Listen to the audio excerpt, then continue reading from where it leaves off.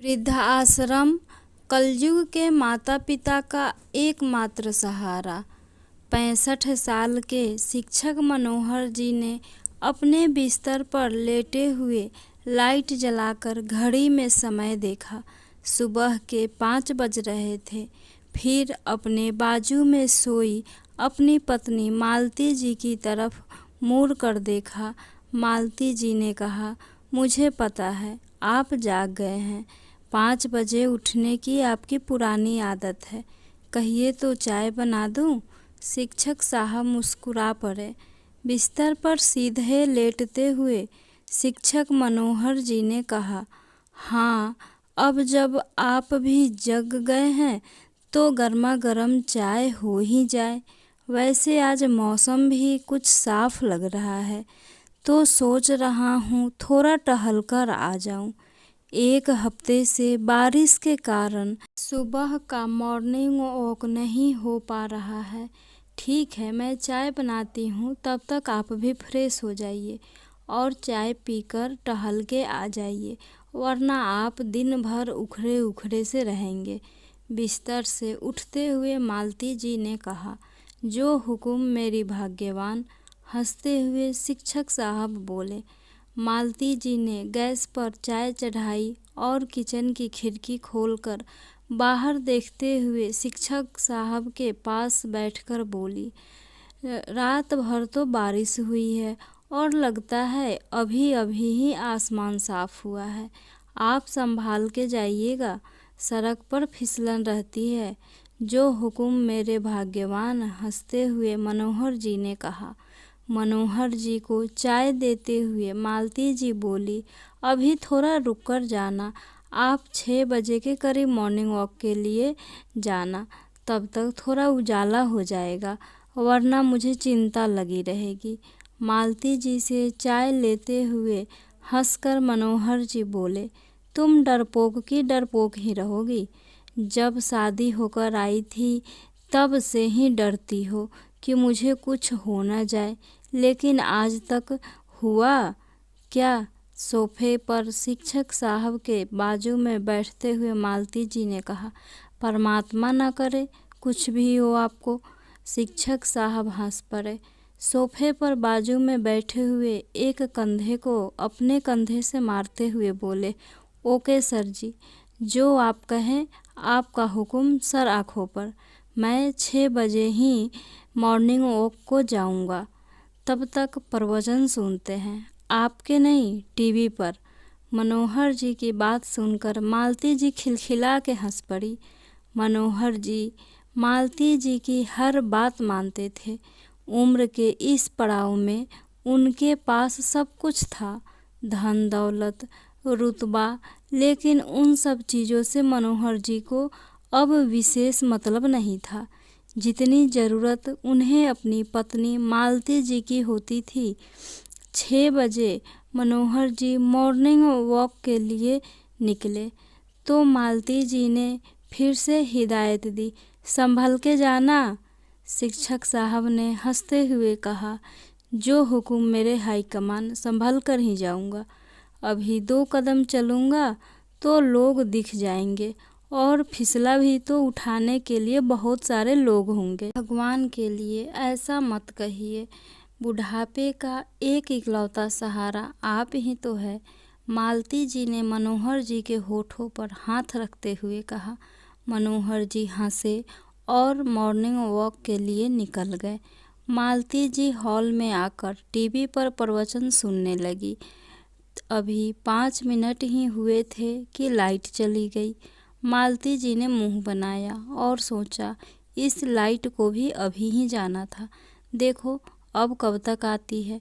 खिड़की से झांकी तो हल्के से धूप निकल आई थी, तो सोचा मैं भी छत पर जाकर टहल आती हूँ तो अच्छा ही लगेगा। टीवी ऑफ करके मालती भी ऊपर छत पर टहलने गई। उनका ध्यान आसमान की तरफ था और सीढ़ी पर जमी हुई चिकनाई पर जैसे ही मालती जी का पैर पड़ा, मालती जी फिसल गई और उनके मुंह से निकला, हे राम, मैं तो गिर पड़ी। इतना कहकर मालती जी बेसुध हो गई। कुछ देर बाद मालती को होश आया तो उसे यह समझने में ही समय लगा कि वह कहाँ पर है। मालती उठकर बैठी तो देखा फर्श पर खून फैला हुआ था। अपने आप मालती का हाथ अपने माथे पर गया। माथे पर चोट लगने के कारण खून निकलकर फर्श में फैल गया था। यह देखकर मालती जी घबरा गई, लेकिन फिर खुद को ही हिम्मत देते हुए बोली, नहीं नहीं, मैं डरपोक नहीं हूँ, मैं हिम्मत वाली हूँ, मैं शिक्षक साहब की पत्नी हूँ। माथे से खून बहकर गाल और मुंह पर आ रहा था। 60 साल की मालती देवी रेलिंग पकड़कर उतरकर नीचे हॉल में आई। खून कुछ अधिक बहना शुरू हो गया था। मालती ने फिर अपने आप को हिम्मत दी, कुछ नहीं हुआ है, ठीक हो जाएगा सब, और अपना मोबाइल उठाकर शिक्षक साहब को कॉल लगाया। लेकिन बेडरूम में शिक्षक साहब का पड़ा मोबाइल की घंटी सुनकर मालती जी हताश हो गई। खून लगातार बहे जा रहा था। तब उसे हल्दी का ध्यान आया। मालती के आंखों के सामने अंधेरा सा छाने लगा था। फिर भी उसने हिम्मत करके किचन में गई और मसाले का डब्बा उठाया, लेकिन उसे चक्कर आ गया। वह फिर फर्श पर गिर पड़ी। हाथ से मसाले का डब्बा छूट गया। सभी मसाले जमीन पर बिखर गए। तभी बाहर से दूध वाला अम्मा अम्मा करके मालती जी को बुला रहा था। उसने मसाले की डब्बा और धम से मालती जी के गिरने की आवाज़ सुनी। उसने तुरंत आसपास के लोगों को बुलाया और अंदर जाकर देखने के लिए बोला। जाकर देखा तो मालती जी नीचे ज़मीन पर गिरी हुई थी। लोगों ने मनोहर जी को खोजने के लिए निकला।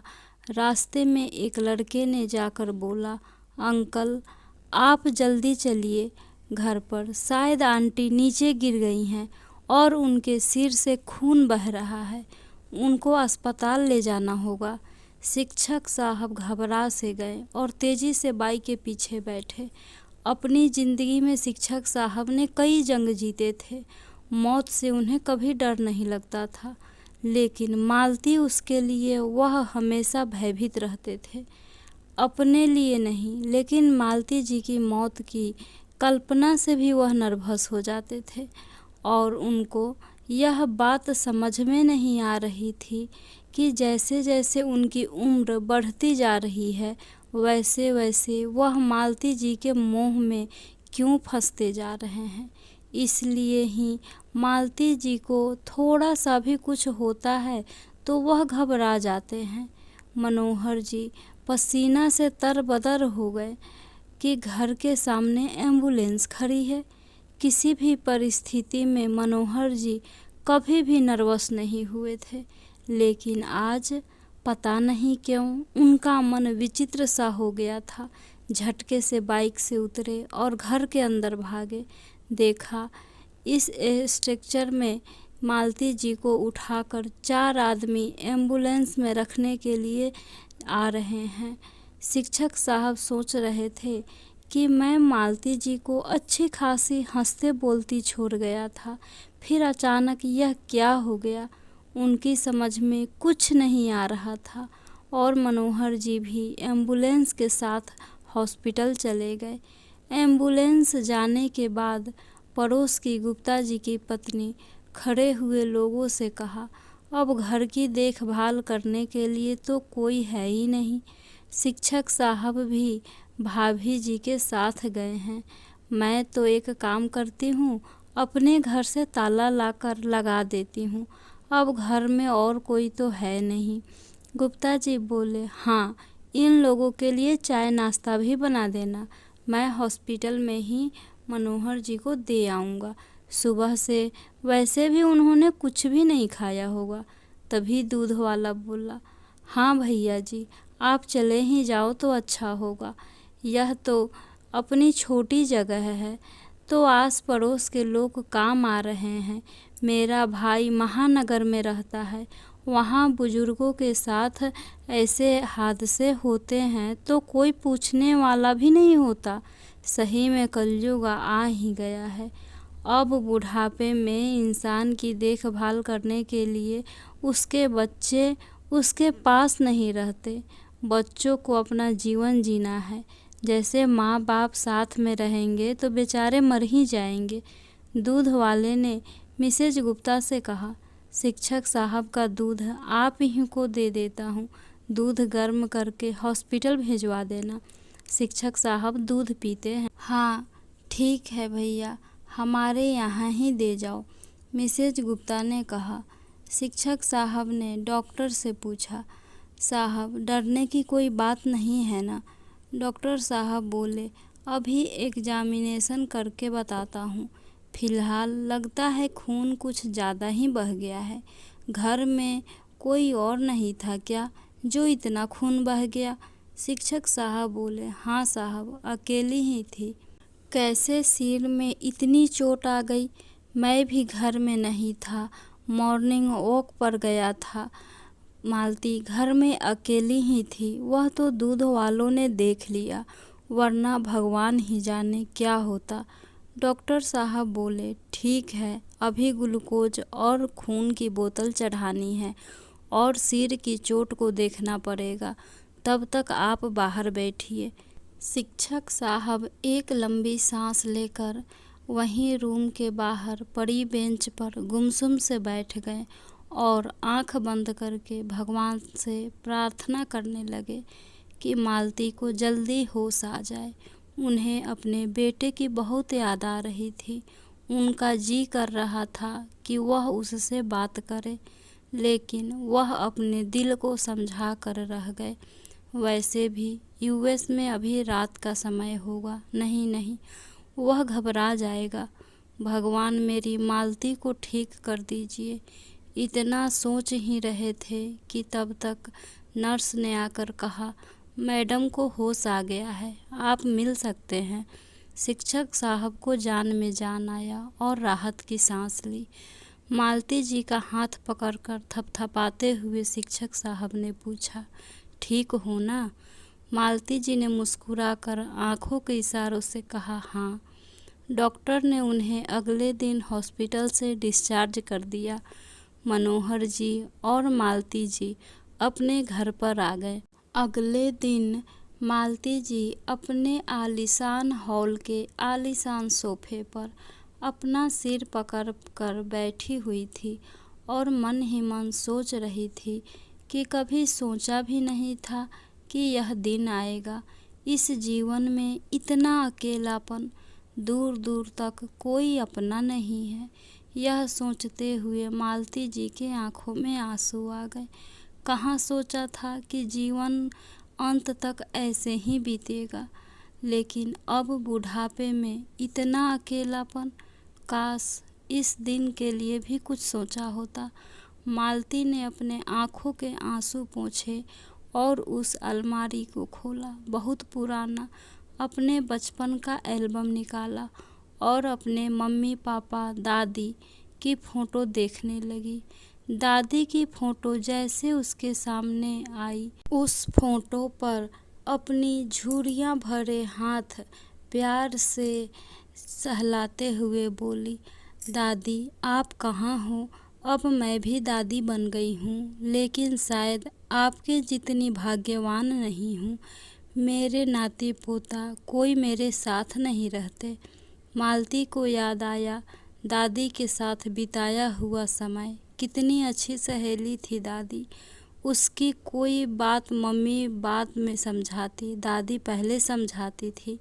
उस वक्त मोबाइल टीवी कुछ भी नहीं था। मनोरंजन का साधन था दादी और दादी की कहानियाँ। वह दिन याद करते करते जैसे मालती उसी वक्त में चली गई। पीठ थपथपाते हुए मनोहर जी बोले, क्या हुआ?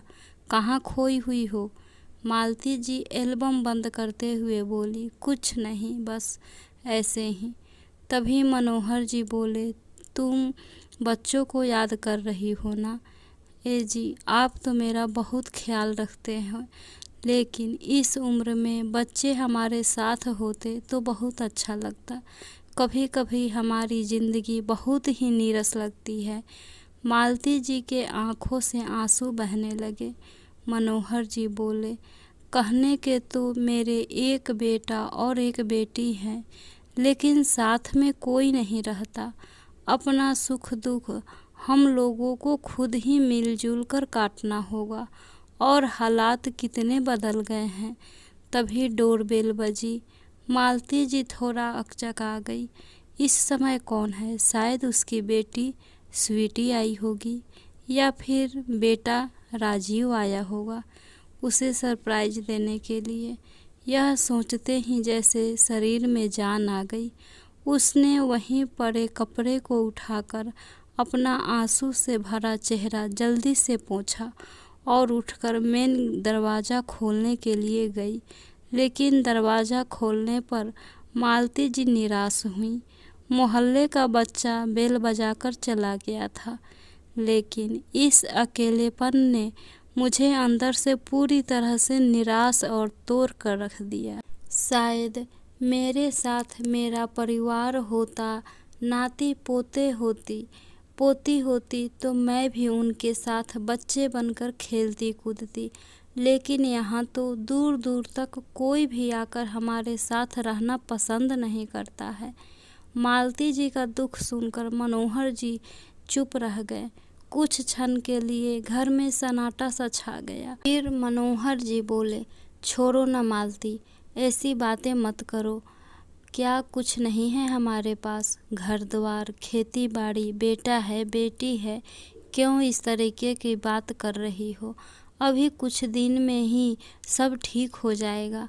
मालती जी बोली, शिक्षक साहब, मैं भी तो यही चाहती हूँ कि सब ठीक हो जाए, लेकिन आसार नहीं दिखते।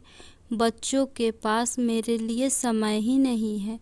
तभी मनोहर जी बोले, मालती, तुम भी कैसी बातें करती हो? हमारे अकेले के बच्चे ये थोड़े ना हमसे दूर हुए हैं। आजकल का तो माहौल ही ऐसा है कि रोजी रोटी के लिए बच्चों को देश विदेश में जाकर जॉब करनी पड़ती है। अब महंगाई भी इतनी बढ़ गई है, एक अकेले इंसान के कमाने से कुछ नहीं होता, और आजकल अच्छी नौकरी भी महानगरों में ही मिलती है। मालती जी बोली, सही कह रहे हैं आप। अब बेचारे बच्चे भी क्या करें? अपनी उन्नति के लिए उन्हें भी बाहर जाना ही पड़ता है। हाँ मालती, अब तुम निराश भरी बातें मत करना, देखना सब ठीक हो जाएगा, मनोहर जी ने कहा। तभी मालती जी का मोबाइल बज उठा।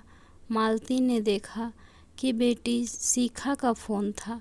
यह देखकर मालती के चेहरे पर एक आशा की चमक आज पहुंची। हाँ शिखा बेटा, कैसी हो? कब आ रही हो?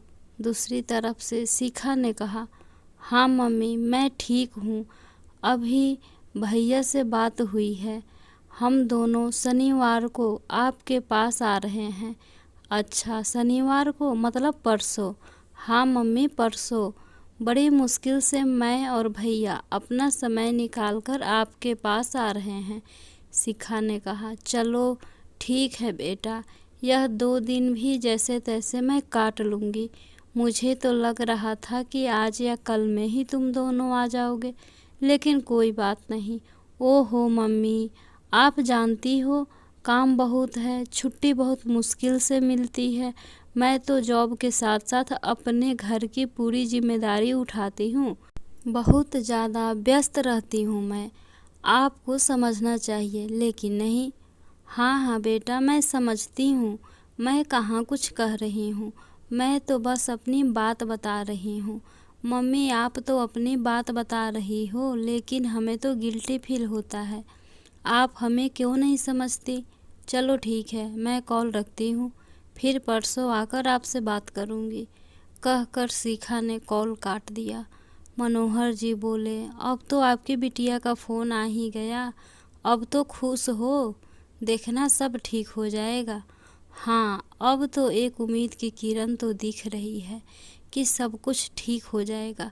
कोई न कोई बच्चा हम लोगों को अपने साथ ज़रूर रखने के लिए लेकर जाएगा। यह मकान किराए से उठा देंगे। मालती ने लंबी सांस लेते हुए कहा। मनोहर जी बोले, बच्चों के पास जाकर हमें मत भूल जाना। हंसते हुए मालती बोली, साहब बुढ़ापे की यादाश्त है, भूल भी सकती हूँ।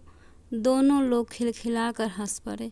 सोफे से उठकर खड़े होते हुए मालती जी बोली, आपके लिए चाय बनाती हूँ। बहुत दिन हो गए आपको मेरी हाथ का चाय पिए हुए। जब से मालती जी सुनी कि उनके दोनों बच्चे आ रहे हैं, तब से ही दोनों बच्चों की स्वागत की तैयारी में लगी हुई हैं। उन दोनों के बेडरूम की भी साफ सफाई करके व्यवस्थित करवा चुकी थी। उसे बस बच्चों का आने का इंतज़ार था। इंतज़ार की घड़ियाँ थी कि ख़त्म ही नहीं हो रही थी। 1 मिनट 1 बरस समान कट रहा था, समय काटे नहीं कट रहा था। मालती जी कई बार गेट के बाहर सड़क तक जाती और देख कर आ जाती थी। मालती जी की बेचैनी देखकर मनोहर जी बोले, सब्र करो, थोड़ी देर में बच्चे घर में ही आएंगे, कहीं बाहर तो नहीं रुक जाएंगे ना। आप अब आराम से बैठो। मालती जी मनोहर जी के बाजू में बैठते हुए बोली कि थोड़ा राहुल के पास कॉल करिए, देखिए कि वो कहाँ है। अभी मनोहर जी मोबाइल उठाए ही थे कि घर के सामने ऑटो आकर रुकी। मालती का दिल धड़कने लगा, उसके चेहरे पर चमक आ गई। मालती को लगा शिखा आ गई। मालती ने तेजी से दरवाजे की तरफ बढ़ी। बाहर देखा कि शिखा आ गई थी और ऑटो वाले को मोबाइल से पैसे दे रही थी। मालती जी लड़खड़ाती हुई दौड़कर शिखा के पास पहुंची और बोली, बेटा छूटे नहीं है क्या, पैसे दूं? शिखा ने बिना मालती की तरफ देखे हुए कहा, हाँ दे दो, अगर है 250 रुपये, वरना मैं ऑनलाइन पैसे दे देती हूँ। मालती जी घर पर अंदर लड़खड़ाते हुए पैसे लेने के लिए भागी और पैसे लाकर ऑटो वालों को दे दिया। शिखा सोफे पर बैठती हुई बोली, बहुत थक गई हूँ मम्मी। मालती जी ने प्यार से शिखा के सिर पर हाथ फेरते हुए कहा, हाँ बेटा, मैं भी तो कब से तेरी रास्ता देख रही हूँ। पानी पिएगी बेटा? शिखा ने आंख बंद करते हुए बोला, हाँ पानी तो पीना है। फिर मालती लड़खड़ाते हुए किचन से पानी लेकर आई। पानी पीकर शिखा ने गिलास मालती जी को पकड़ा दिया। मालती ने पूछा, बेटा कुछ खाएगी? ढोकला मंगवाया है, थोड़ा सा खा लो। मनोहर जी चुपचाप सब देख रहे थे कि मालती कितना थक गई है। थकान साफ उसके चेहरे पर दिख रहा है, लेकिन बच्चों के खातिर अपना हिम्मत नहीं हार रही है। मनोहर जी बोले, तुम बैठो, मैं लेकर आता हूँ। ढोकला लेकर जब वापस आए तो शिखा ने खड़ा होते हुए बोली, नहीं पापा, मुझे कुछ खाने की इच्छा नहीं है। पहले मैं नहाऊंगी और फिर 2-4 घंटे सोऊंगी, उसके बाद खाऊंगी। यह देखकर दोनों दंपति हक्के बक्के रह गए। मालती जी मनोहर जी को समझाते हुए बोली, सही तो है, बेचारी बच्ची इतनी लंबी सफ़र करके आई है तो थक गई होगी। दोनों दंपति वहीं सोफे पर बैठे अपने बेटे का इंतज़ार करने लगे। सुबह से भाग दौड़ करते हुए उन दोनों का बूढ़ा शरीर थक चुका था। अंत में वह भी नींद के आगोश में चले गए। खोलो दरवाज़ा, खोलो मम्मी, दरवाज़ा खोलो। मालती की नींद टूटी। बुढ़ापे की बुद्धि कुछ क्षण तो मालती को यह समझने में लगा कि हो क्या रहा है, और जैसे ही मालती को समझ में आया कि राहुल दरवाज़ा पीट रहा है, वह हड़बड़ा कर उठ पड़ी। अरे राहुल आ गया, मैं कैसे सो गई, बेचारा लड़का कितना परेशान हो रहा है। मनोहर जी की भी आंखें लग गई थी। मालती जी ने पहले मनोहर जी को जगाई। अरे शिक्षक साहब, अब तो जाग जाइए, बेटा कब से दरवाजे पर खड़ा है। मालती जी बोली, हाँ बेटा, खोल रही हूँ दरवाज़ा। मालती ने दरवाज़ा खोला। राहुल ने बेहद चिढ़ कर कहा, कब से आवाज़ दे रहा हूँ, यहाँ मतलब मैं मर मर कर आप लोगों के लिए यहाँ आया हूँ। यहाँ देखो तो किसी को कोई मतलब ही नहीं है, सब घोड़े बेच के सोए हैं। और तमतमाते हुए अंदर आया। मनोहर जी बोले, बेटा बूढ़ा शरीर है, दिन भर के भाग दौड़ में थक गए हैं, पता नहीं कैसे आँख लग गई। अब थोड़ा राहुल शांत हो चुका था। माँ पापा को गले से लगाकर बोला, मुझे बहुत तेज भूख लगी है। इससे गुस्सा आ गया। मालती जी बोली, हाँ हाँ बेटा, अभी खाना लगाती हूँ। मालती जी ढोकला लेकर आई तो राहुल बोला, वाह माँ, ढोकला, और बैठकर खाने लगा। राहुल का ढोकला को देखकर खुश होना मालती के मन में भी उत्साह भर गया। राहुल ढोकला खाते हुए बोला, और सुनाइए पापा, आप कैसे हैं?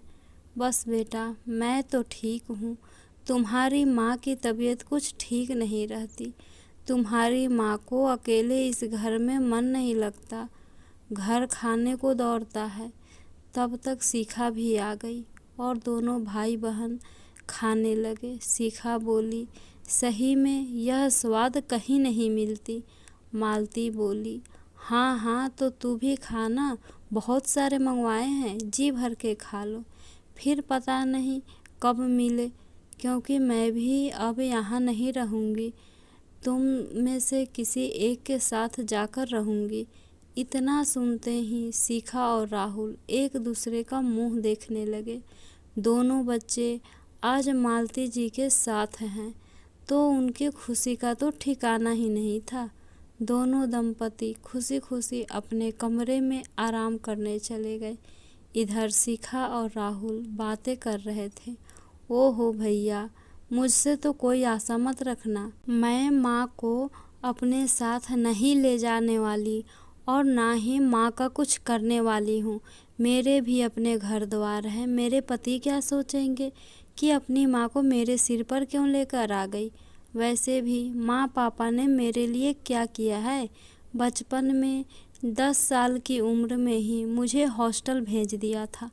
तभी राहुल बोला, तो मुझे कहाँ मम्मी पापा ने अपने पास रखकर पढ़ाया है, मुझे भी तो हॉस्टल भेज दिया था। तुम और माँ भारती का स्वभाव तो जानती ही हो, वह तो बच्चे भी पैदा नहीं कर रही है, उसे तो बच्चों की भी जिम्मेदारी नहीं उठानी है। ऐसे में मैं भी अपने पास नहीं रख सकता माँ को, इसलिए हम दोनों को मिलकर कोई तो फैसला करना ही पड़ेगा। शिखा बोली, क्यों ना माँ पापा को किसी बढ़िया से वृद्ध आश्रम में रख दे, जहाँ पर उन्हें उनके जैसे लोग भी मिलेंगे और वह सुरक्षित भी रहेंगी। वैसे भी हर इंसान को अपने एज ग्रुप के लोगों के साथ रहना अच्छा लगता है, तो माँ को भी अच्छा लगेगा। राहुल बोला, आज मैं माँ पापा को नहीं बताऊंगा अपना फैसला, नहीं तो अभी से घर का माहौल ख़राब हो जाएगा। कल सुबह बता दूंगा। तभी ज़ोर से गिलास गिरने की आवाज़ सुनाई दी। देखा तो दरवाजे पर मालती जी खड़ी थी। वह अपने बच्चों की सारी बातें सुन चुकी थी। अब वह समझ गई थी कि उनके जीवन में अब अंधेरा ही अंधेरा है।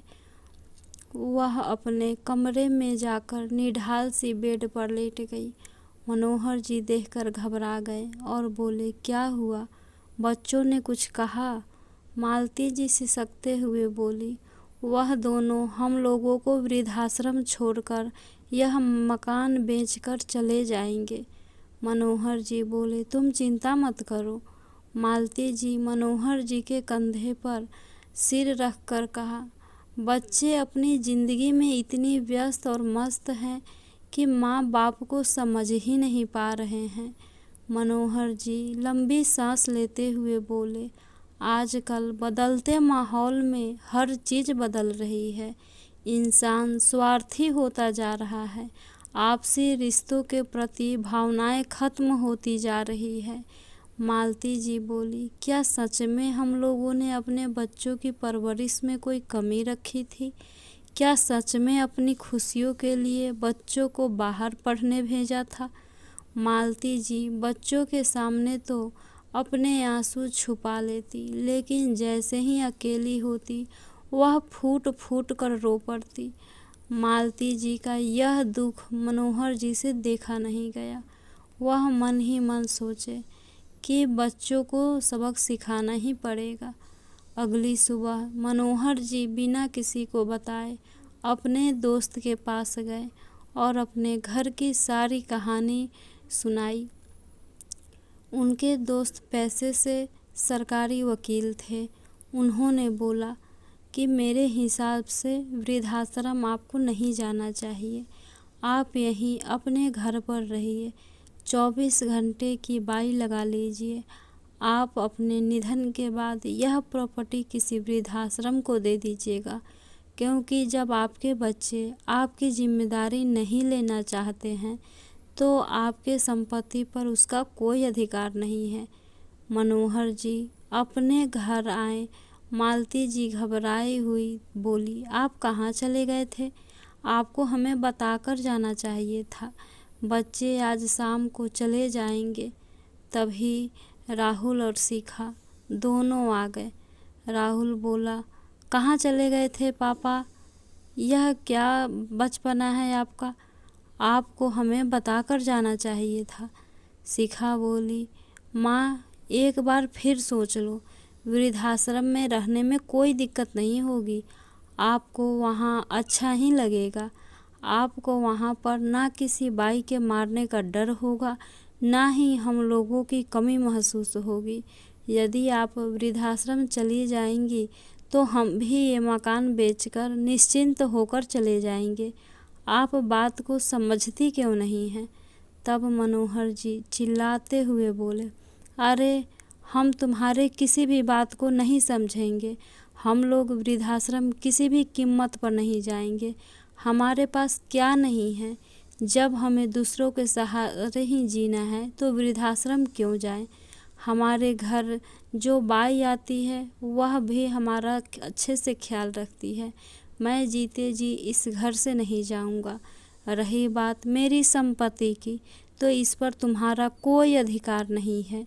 जब तुम लोग मेरी देखभाल दूसरों पर थोप रहे हो तो इस पर तुम्हारा हक कहाँ से होगा? तुम लोगों को जहाँ जाना है वहाँ जाओ, बस मेरे आँखों से जल्दी दूर हो जाओ। फ्रेंड्स, आशा करती हूँ यह कहानी आपको ज़रूर पसंद आई होगी। प्लीज़ लाइक, सब्सक्राइब और शेयर करना ना भूलें। Thank you.